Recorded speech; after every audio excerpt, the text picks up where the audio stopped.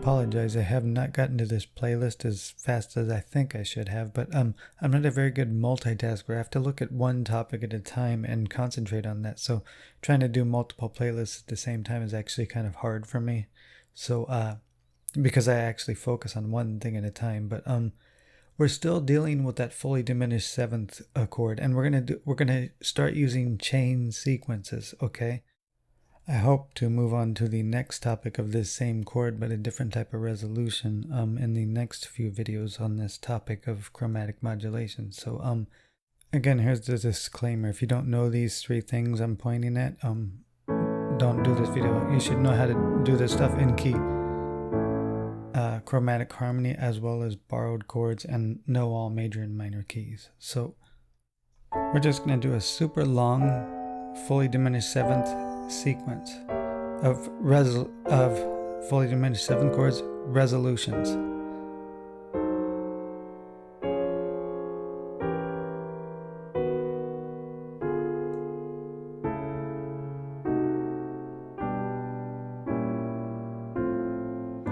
And you could actually keep going on forever and ever and with this particular sequence. So well, technically not forever. It does repeat eventually. So and I also wrote it out in block chords for easier reading.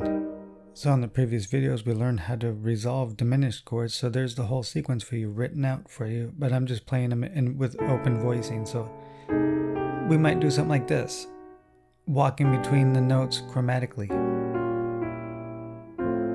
Something like that. So I could do that. Would be very Wagner-esque to do something like that.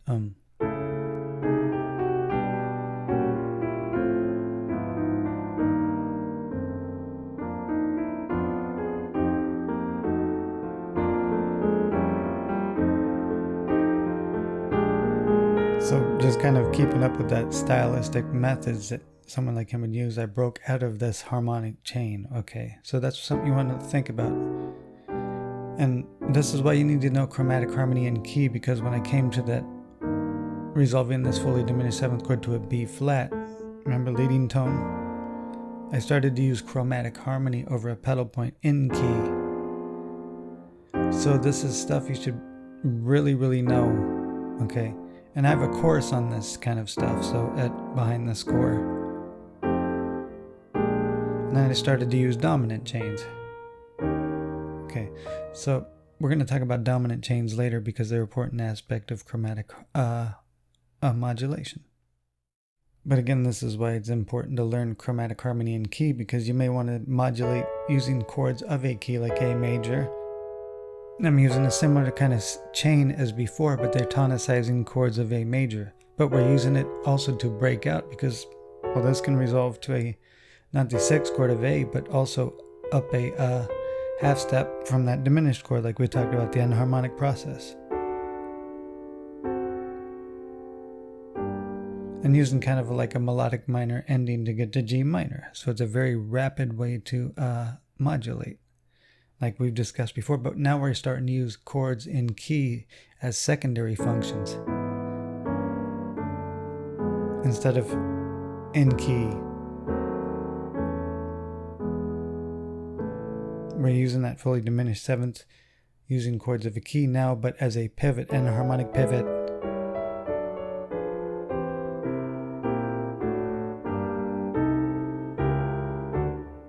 So there you go. You can go from A major to G minor very quickly, using that enharmonic fully diminished seventh of 6, which enharmonically can resolve to a C chord. So we use that.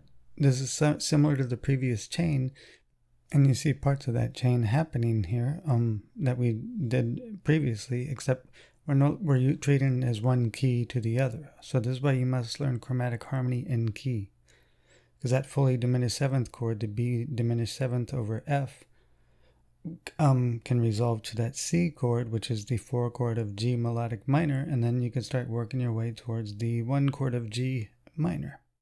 So now we're no longer jumping from one key to the other very drastically. We're actually just using chords from one key and then using one of those chords enharmonically as a pivot to fully diminished seventh, like it's a chromatic secondary functioning chord from the previous key. So and then using chords from the second key.